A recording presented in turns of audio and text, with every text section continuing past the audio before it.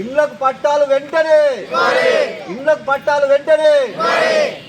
ఈ రోజున Narsampet గడ్డపైన MRO office దగ్గర ఈరోజు ఎంఎస్పి మన ఆధ్వర్యంలో, పార్టీ ఆధ్వర్యంలో ఈరోజు నిరుపేదలైనటువంటి ఇల్లు లేని, ఇంటి స్థలం లేని, భూములు లేని, జాగలు లేని నిరుపేదలను గుర్తించి వాళ్ళకు ఒక మార్గాన్ని, ఇంటి స్థలం అన్న ఉండాలని ఒక మంచి ఉద్దేశంతో ప్రభుత్వం ఎట్లాగూ ఇవ్వడం లేదని దానికి ఎంఎస్పి ఆధ్వర్యంలో ప్రవీణన్న కానీ రవణ కానీ ఆ స్థలాన్ని గుర్తించి వాళ్ళకు చూపించగానే ఎంబడే వాళ్ళు ఇల్లు స్థలం లేని వాళ్ళు గుడిసెలు వేసుకోవడం జరిగింది.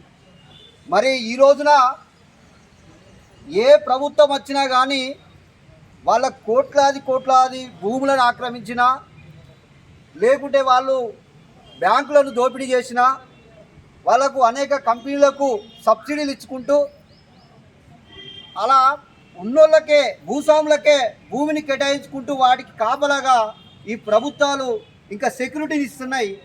కానీ పేదోనికి ఏదైనా ఇవ్వడానికి వస్తే మాత్రం అనేక కారణాలు తీసుకొచ్చి భూములు లేకుండా, అదేవిధంగా ఇంటి స్థలం లేకుండా, ఇల్లు లేకుండా ఉన్నోళ్ళను మాత్రం పేరు వాళ్ళకి చెప్పుకుంటూ ప్రభుత్వాలు ఏర్పాటు చేసుకుంటున్నారు. ఏర్పాటు చేసుకున్న తర్వాత ఈ రోజున వాళ్ళకి ఇంటి స్థలము కానీ, మిగతా వాళ్ళ నిత్యావసర వస్తువుల గురించి కానీ ఎటువంటి బాధ్యత రహితంగా ప్రవర్తిస్తున్న ప్రభుత్వాలను మనం ఇప్పుడు చూస్తున్నాం. అందుకే మేము ప్రభుత్వాన్ని ఒకటే డిమాండ్ చేస్తున్నాం. అయ్యా రేవంత్ రెడ్డి గారు, గత ప్రభుత్వం మోసం చేసిందనే ఈసారి మిమ్ములను కలిసికట్టుగా అందరు కలిసి ఎన్నుకోవడం అనేది జరిగింది. మరి గత ప్రభుత్వాల నుంచి భూస్వాములను తయారు చేసి భూములకు అనేక మీరు సబ్సిడీలు ఇచ్చిన, అట్లే బంధులు ఇచ్చిర్రు. ఇప్పుడు కూడా కొంతమందికి ఇస్తున్నారు. అంటే బండలకు, కొండలకు, గుట్టలకు ఆక్రమించుకున్న వాళ్ళకు కూడా మీరు దళిత బంధు లాంటివి ఇచ్చిర్రు. 2,63,000 జీతం ఉన్న వాళ్ళకు కూడా మీరు రైతు బంధు ఇచ్చిర్రు. అట్లా మరి భూమి అసలే లేని వాళ్ళకు ఏమి ఇచ్చిర్రు అంటే 0%, ఏమి ఇవ్వలేదు.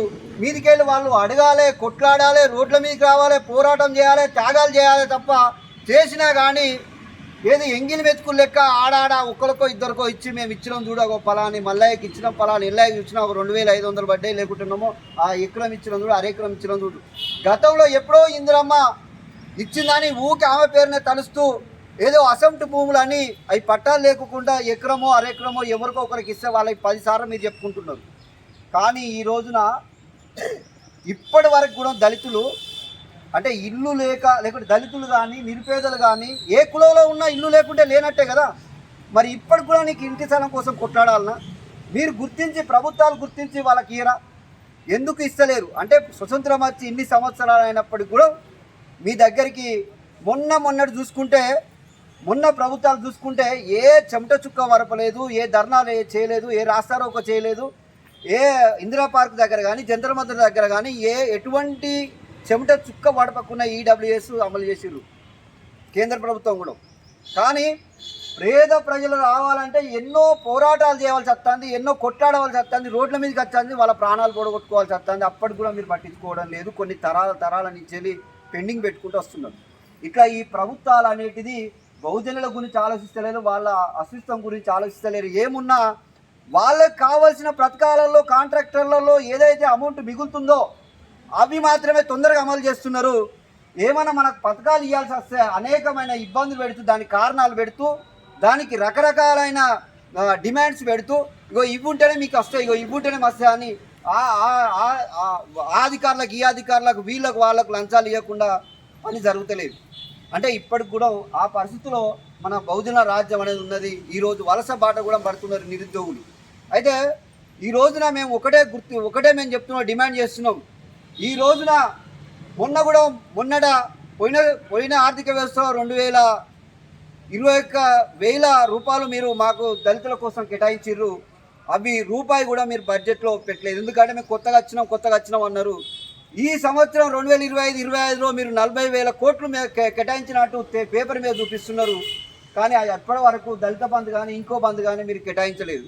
అంటే ఇట్లా చూసుకుంటే పోతే అంటే దళితులకు వచ్చే వరకు ఏదైనా పథకం వస్తేనే మీకు ఆ కారణాలు దొరుకుతాయి, ఏ ఆటంకాలు దొరుకుతాయి, లేకుంటే ఇది లేదని దొరుకుతాయి, లేకుంటే పైసలు లేవని దొరుకుతాయి.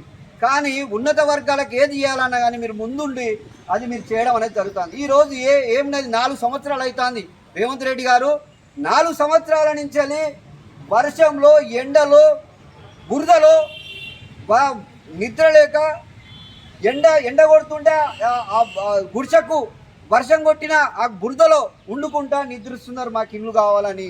ఇప్పటి వరకు 4 సంవత్సరాలు అవుతుంది. ఈ ఇంటి స్థలం కోసం అడుగుతున్నారు. ఎకరాలు భూములు అవి కూడా అడగలేదు. న్యాయపరంగా భూమి లేని వాళ్ళు ప్రతి ఒక్కరికి ఇవ్వాల్సిందే. కానీ ఇంటి స్థలం కూడా ఇవ్వడానికి 4 సంవత్సరాల నుంచి ఎండలో వానలో బురదలో తిరుగుతున్నా కానీ మీరు ఇవ్వకపోవడం అనేది శోచనీయమైన అవసరం. ఇక నుంచి ఈ ఖచ్చితంగా మీకు బహుజన్ రాజ్యాధికార పార్టీ అండగా ఉంటుంది. ఏ సమస్య వచ్చినా మేము మీతో కలిసి పనిచేస్తామని ఇందు విధంగా మీకు తెలియజేస్తున్నాం. ఎటు చేసైనా ఈ ప్రభుత్వాన్ని ఒత్తిడి చేసైనా కానీ ఇంటి స్థలాలను మనం కాపాడుకుందాం, తెచ్చుకుందాం, గుంజుకుందాం.